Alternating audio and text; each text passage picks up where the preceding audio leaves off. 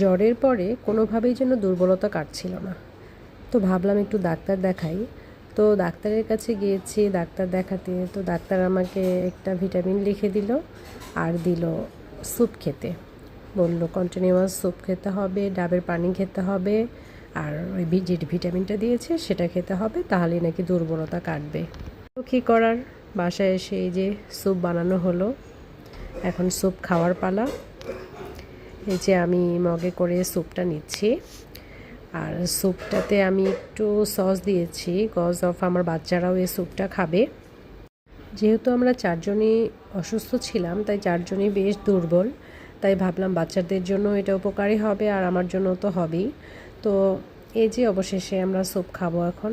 Soup খুবই healthy একটা খাবার, অসুস্থতা ছাড়াও আপনারা সবসময় খেতে পারেন, এটা স্বাস্থ্যের জন্য অনেক বেশি উপকারী। তো এই যে সবাই ভালো থাকবেন, আল্লাহ হাফেজ।